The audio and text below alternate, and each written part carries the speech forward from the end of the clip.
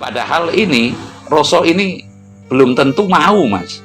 Artinya diajak ke arah yang secara nalar saja belum tentu rasa itu mau dengan menuruti pangrasa, sehingga kegaduhan inilah yang menyebabkan. Salam mulia, Mbah. Salam mulia. Nah, panjen kan sering istilahnya dalam penyampaian itu kan acuannya pengetahuan Jawa atau kawruh Jawa, yang mana banyak orang mengatakan kawruh Jawa itu juga kawruh rasa, yang kemudian ada istilah rasa rumangsa kalau dalam bahasa wetan, kalau kita ya rasa rumangsa. Nah, kawruh rasa sendiri itu yang dimaksud itu seperti apa sebenarnya, Mbak? Tapi ulo salam yo atur bagyo wis nusantara. Hong wilahing jati nugoni ajat-ajate leluhur Nusantara tapi uluksana mulia. Bercerita rasa ya. Kalau rasa itu sebenarnya inti, Mas. Inti dalam sebuah hidup.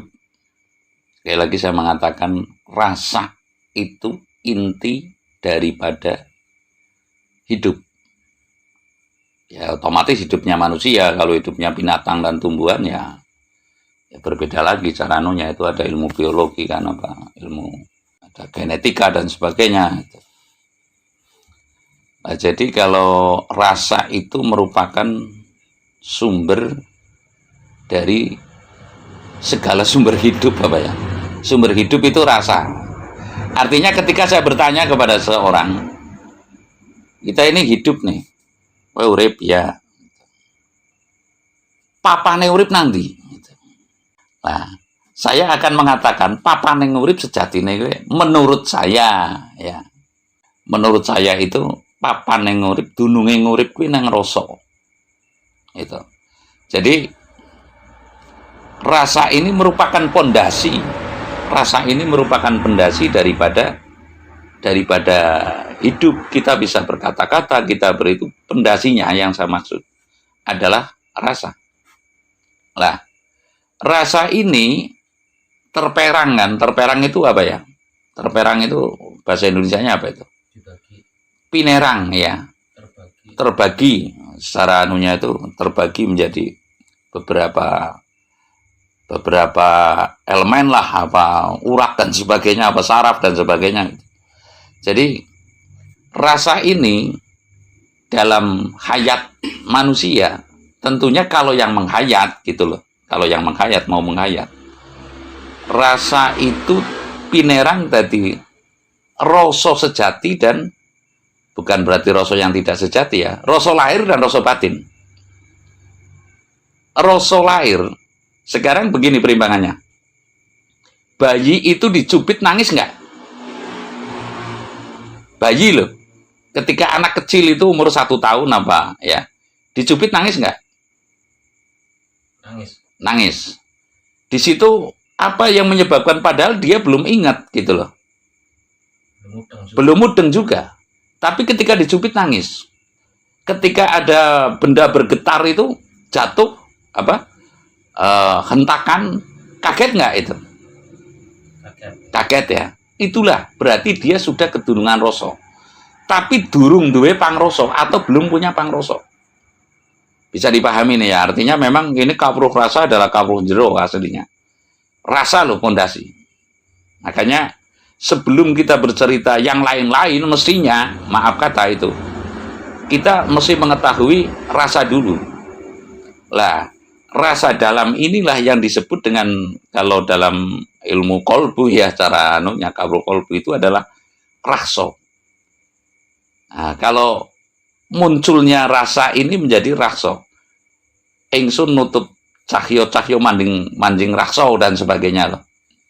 Jadi yang perlu diketahui oleh manusia, rasa ini adalah sumber daripada kenikmatan hidup, sumber daripada apa kebahagiaan hidup, ketenangan hidup. kedamaian hidup. Ini rasa. Namun di dalam diri manusia setelah dewasa itu ada pangroso, Mas. Pangroso ini saya akan mengatakan artinya kalau roso ini nempatnya itu dalam ndriyo. Ndriyo itu apa ya? Lubuk hati yang paling dalam, bolehlah begitu. Jadi roso ini menempatnya itu di ndriyo. Ndriyo itu berbeda dengan indra loh ya. Lubuk hati yang paling dalam inilah dununge roso, papane roso, atau tempatnya roso. Bisa dipahami ya? Tadi penjelasan mengatakan beda dengan indra, lalu bagaimana dengan istilah poncondrio itu? Nah, ini nanti saya akan bercerita ke sana. Jadi, tapi kalau pangroso, pangeroso, setelah bayi besar dibesarkan ya oleh kalamnya, lah si orang tua mendukung untuk besarnya indra.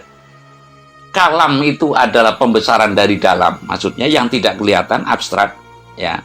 Lalu besarnya raga ini karena asumsi isepan gizi ya, melalui perantaraan orang tua, ya kan? Artinya secara itu kan gizinya itu loh. Artinya dibesarkan, pangroso ini tumbuh ya. Setelah lahir, ini sudah berbekal rasa, lalu pangroso, Mas. Pangroso ini menempatnya itu di indra. Kembali lagi kalau roso itu menempatnya di ndriyo. Ndriyo itu adalah lubuk hati yang paling dalam. Secara anunya saja ini secara umum. Tapi kalau indra, lah ini indra ini adalah pangroso, dibesarkannya itu oleh isapan gizi. Bisa dimengerti lah ini. Pangroso neng urip. Pangroso neng urip menempatnya pada indra manusia. Ini ndriyo dan indro. Ya, bukan hendro. Kalau hendro itu Betara Indra itu loh. Jadi indro ya, ponco, ndriyo dan panca indra. Bisa dipahami nggak ini? Jadi ndriyo itu adalah lubuk hati yang paling dalam. Ini sudah berbekal rasa. Tapi kalau panca indra, kalau pangroso kan ada rasa, ada pangrasa. Intinya ini rasa dan pangrasa. Nah, rasa ini akan bisa bergerak. Artinya rasa ini akan bisa berfungsi ketika hidup di dunia. Ya, berfungsinya rasa ini pangroso. Lah, ini pangroso ini yang bercabang karena ngetut kepada indra. Panca indra maksudnya. Ya, artinya roso fondasi. Tapi ketika besar, seiring dengan kalam dan isapan gizi, pembesaran daripada daripada melalui orang tua, melalui lingkungan ya, ini tumbuhlah pangroso. Jadi ada roso, ada pangroso. Pangroso menempatnya ini di indra. Tapi kalau roso menempatnya papaneng roso itu dalam ndriyo. Jadi kita harus bicara rasa itu harus paham atas ndriyo dan indra. Ndriyo dan indro, artinya poncondriyo kan, panca indra gitu maksudnya. Lah kalau roso menempatnya di ndriyo, tapi kalau pangroso menempatnya ini di indra. Seiring manusia itu punya ingatan, Mas, punya daya ingat. Tapi ketika ini roso, apakah roso itu tidak sama dengan pangroso? Perasaan berbeda, Mas. Jadi kalau rasa ini lahir kita sudah membawa rasa. Bahkan di dalam kandungan kita sudah membawa rasa. Tapi ketika kita terlahir seiring dengan pendewasaan 7 tahun lah, 7 tahun kita mulai mengenal pangroso. Pangroso ini contoh rasa benci ya. Ini kan pangroso, rasa senang ya kan? Kan ada suka, ada duka. Ini mulai dikenalkan. Inilah pangroso. Jadi roso itu ada yang pokok, adalah yang pokok maksudnya. Lalu pangroso ini adalah setelah perseiringan pendewasaan manusia, menempatnya itu di indra. Jadi sebelum kita meranah kepada pangroso yang lebih jauh, tetap pondasi ini adalah roso. Artinya saya akan mengatakan bahwasanya roso ini yang menetralisir daripada pangroso. Jadi sebelum mengenal indera yang lebih jauh, maksudnya cabang-cabang keinginan, lalu kebencian, kan adanya itu nih, jodong-jodong kodrating alam, ono seneng, ono susah, ada siang, ada malam, kan ini pangroso yang merasakan, Mas. Tapi kalau roso enggak, cara anunya itu apa ya, alam sing yang tan hantoko itu artinya tidak mengenal siang, tidak mengenal malam gitu. Ini rasa. Ketika kita dalam kandungan kita mengenal siang malam enggak? Tapi kita sudah berbekal rasa. Ketika bayi itu umur 2-3 tahun mengenal siang dan malam apa belum? Belum. Nah, ini roso, tapi roso sudah ada. Bisa dipahami inilah. Ketika pangroso itulah baru mengenal siang malam, baru mengenal susah senang. Ini pangroso. Pangroso itu menempatnya di indera. Tapi kalau roso menempatnya di indrio. Jadi roso dan pangroso dalam hidup ini mesti harus dikenalkan, diketahui, sehingga maaf kata kita akan menumbuhkan yang terbaik.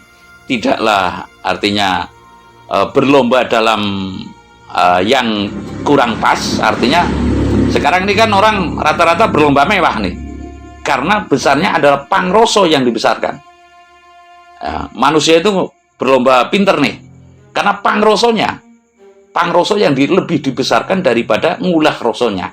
Artinya roso itu perlu ulah nih, diolah ya, olah roso, ulah roso maksudnya, bukan pangroso. Semestinya ngulah roso inilah yang menjadi pondasi hidup sebelum menentukan kepada hal-hal apa, kalau sekarang kebijakan ya, ini adalah berpondasi kepada ulah roso, bukan kepada berpondasi kepada pangroso. Lah sekarang kan pangroso mungkin dengan cara begini, undang-undang begini bisa mengatur, mungkin dengan cara begini bisa mengatur, mungkin ini dengan asupan gizi yang begini bisa lebih pintar gitu. Padahal ini roso ini belum tentu mau, Mas. Artinya diajak ke arah yang secara nalar saja belum tentu roso itu mau dengan menuruti pangroso, sehingga kegaduhan inilah yang menyebabkan roso pangroso selalu berbenturan, lahir dan batin berbenturan. Kalau kawruh rasa itu berarti timbul dari sebuah kemurnian lubuk hati yang paling dalam, atau gimana maksudnya? Nanti saya akan cerita kepada pancreng roso, Mas. Jadi pancreng roso itu sukma serasa. Bisa dipahami nantilah saya akan. Ini sebenarnya kawruh jero ini tidak semua orang sebab perlu penghayatan tersendiri yang berefek, berdampak. Apabila ini terlalu diwedar, nanti orang apatis dalam hidup. Apatis itu gimana itu? Cuek, enggan bergerak yang maksimal dalam hidup karena sudah mengenal rasa andrio, kurang mengenal pangroso. Artinya pangroso ini kan kreativitas harus dikembangkan begitu loh. Lalu yang lebih penting adalah roso adalah sebagai cek kontrol daripada pangroso. Artinya begini, ketika kita bertengkar, ya ketika kita berperang lah, taruhlah perang kemerdekaan aja ini, selesainya itu oleh apa? Musyawarah kan? Musyawarah ini sumbernya dari roso.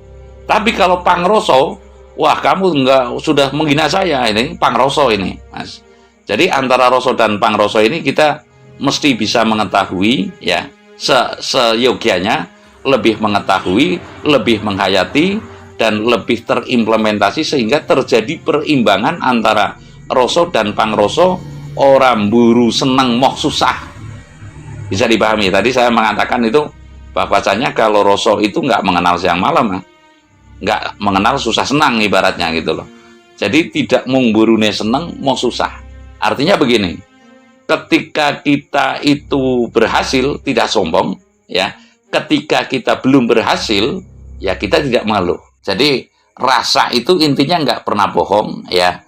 Artinya ngukur rasa ning liyan kaya dene rasa pribadi begitu loh. Tapi kalau pangroso ini kecenderungannya kepada ilmu, Mas. Jadi karpe aku menang mau kalah kalau tidak terkendali oleh rasa jati. Jadi kan di situ ada nih, artinya rasa jati, rasa rasaning driya, ya itulah rasa jati. Kan ada nih yang menyatakan bahwasanya tarlen liya playape ngaluyup sumusuping rasa jati.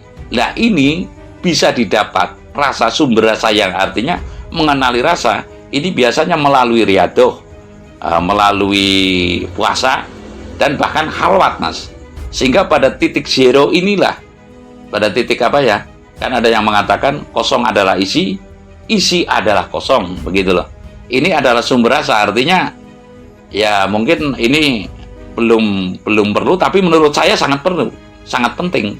Saya sampaikan artinya rasa dan pangrasa ini kita harus bisa membedakan dalam diri kita sehingga menghindari hal-hal yang semau gue atau ibaratnya tindakan preventif kepada sikap yang kalau orang Jawa mengatakan tuh adigang, adigung, adiguno. Jadi kita selalu berimbang dalam mengambil keputusan, kebijakan.